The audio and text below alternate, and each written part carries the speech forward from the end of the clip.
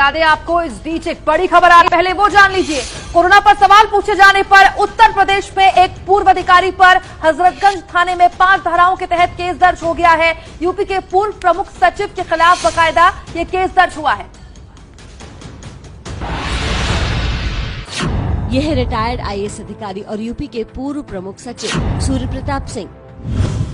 इन पर भारतीय दंड संहिता की दफा 188 यानी सरकारी आदेश की अवज्ञा, दफा 505(1)(b) लोगों में भय और भ्रम फैलाने वाले बयान देने, दफा 505(2) दो वर्गों के बीच घृणा पैदा करने, आपदा प्रबंधन अधिनियम 2005 की धारा 56 यानी सरकारी कर्मचारी होते हुए अपने कर्तव्य को पूरा न करना और महामारी अधिनियम 1897 की धारा 3 का मतलब कोरोना को लेकर जारी आदेशों को पालन न करने को लेकर मुकदमा दर्ज किया गया है। कोरोना काल में इतने बड़े पूर्व आईएएस अधिकारी पर केस क्यों हुआ, अब ये जान लीजिए। आरोप है कि इन्होंने यूपी के मुख्य सचिव आर.के. तिवारी, मुख्यमंत्री योगी आदित्यनाथ के दफ्तर और यूपी सरकार को टैग करते हुए ट्विटर पर ये सवाल पूछा था। सीएम योगी की टीम 11 की मीटिंग के बाद क्या मुख्य सचिव ने ज्यादा कोरोना टेस्ट कराने वाले कुछ डीएम को हड़काया कि क्यों इतनी तेजी पकड़े हो, क्या इनाम पाना है जो टेस्ट चिल्ला रहे हो। चीफ सेक्रेटरी स्थिति स्पष्ट करेंगे। यूपी की strategy no test no corona.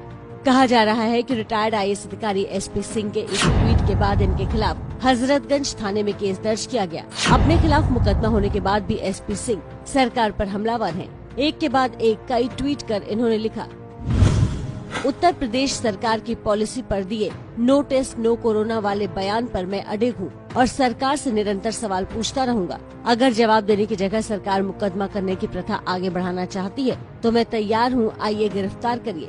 SP Singh ने ये भी कहा कि वो उन पर लगे आरोपों का जवाब प्रेस कॉन्फ्रेंस कर देंगे।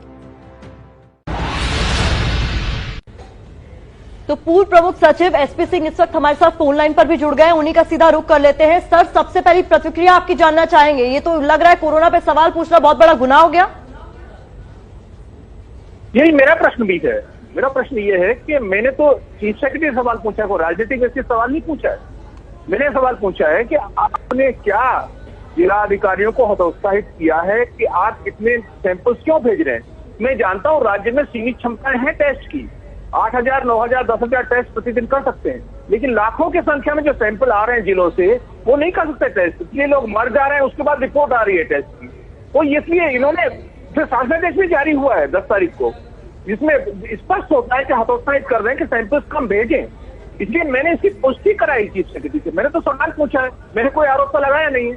और मुझे आश्चर्य इस बात का है कि ये जो सरकार अभिव्यक्ति की आजादी की दुहाई देती है और बात करती है, उसने ये मुकदमा दर्ज कराया। क्या ये मुकदमा दर्ज करने की प्रथा, ये तो हर पत्रकार सवाल पूछता है, हर चैनल सवाल पूछता है, क्या सबको मुकदमे दर्ज हो जाएंगे क्या?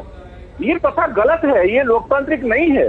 ये मुझे एसपी सिंह जी मेरा सवाल है आपसे कि क्या आपकी पुरानी दुश्मनी थी कोई प्रमुख सचिव से?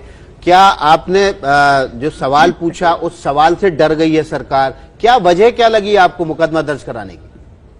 मुझे आश्चर्य है। मेरी दुश्मनी का तो प्रश्न नहीं होता, क्योंकि जूनियर ऑफिसर्स हैं, मेरे साथ भी रहे हैं, काम किया है, हम लोग साथ में कलीग्स हैं, तो कोई दुश्मनी का प्रश्न ही नहीं उठता। मेरी तो बहुत दिनों से ऐसा भी नहीं कोई चर्चा है, बात हुई हो। मैंने तो एक सामान्य रूप से आईएएस एसोसिएशन को टैग किया, चीफ सेक्रेटरी से सवाल पूछा कि भाई क्या ये प्रथा हो गई है कि हम राजनीतिक उद्देश्यों को बचाते हुए कि भाई नंबर कम रहे उत्तर प्रदेश में ताकि राजनीतिक लाभ मिलता रहे, इसके लिए लोगों को मर जाने देंगे क्या?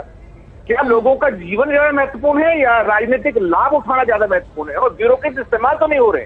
क्या ये अपने कर्तव्यों से आप पलायन तो नहीं कर रहे हैं? ये मैंने सवाल पूछा है कि हमने संविधान की शपथ ली है, हम जनता के प्रति जवाबदेही है, ना कि हमें कि राजनेताओं के प्रति जवाबदेही है।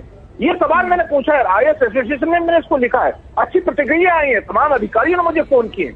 ये बिल्कुल सच है कि आप जिलों से सैंपल नहीं भेजने दे रहे हैं, सैंपल ज्यादा आएंगे, टेस्ट करने की क्षमताएं नहीं है। और ये सच है। देखिए 25 लाख से लेके 30 लाख श्रमिक जो है बाहर से, प्रवासी श्रमिक जो है वो आए हैं प्रदेश के अंदर, और मुख्यमंत्री स्वयं कहते हैं 75%, 50%, 25% तक इन्फेक्टेड है, तो उनके टेस्ट क्यों नहीं हो रहे हैं?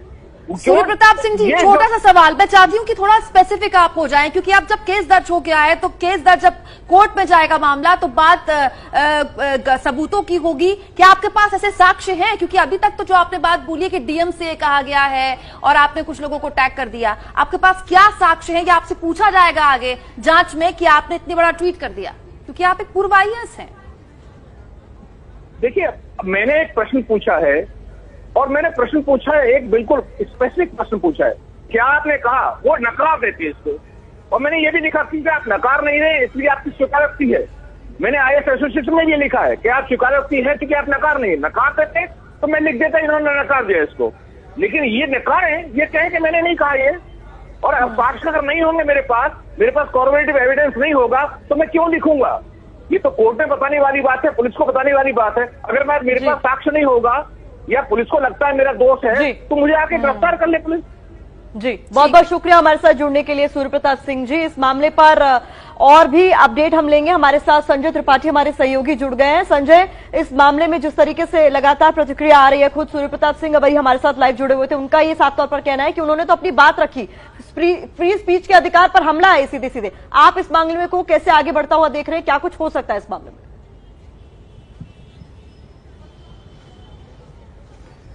देखिए प्रतिमा, सूर्य प्रताप सिंह के बैकग्राउंड के बारे में थोड़ा सा आपको बता दूं कि 2015 में इन्होंने स्वैच्छिक सेवा निवृत्ति ली थी और वो उस वक्त ये प्रमुख सचिव थे।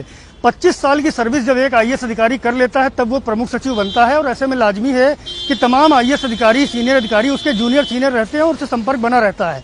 जितना मेरी जानकारी में आया है कि ये जो जानकारी उनको कुछ जिला अधिकारियों ने दी है कि कोरोना की जांच को लेकर के जिस तरह से सरकार में चर्चाएं हो रही, जो सरकार का रुख है, वो SP सिंह के साथ चर्चा हुआ, जिसके आधार पर उन्होंने सवाल पूछा था। और जहां तक SP सिंह की बात है, पूर्व में भी जब अखिलेश यादव की सरकार में वो प्रमुख सचिव थे तो उस वक्त उन्होंने ट्रांसफर पोस्टिंग में जो गड़बड़ियां थी उसको लेकर सवाल खड़ा किया था, जिसके बाद उन्होंने स्वैच्छिक सेवानिवृत्ति ली थी।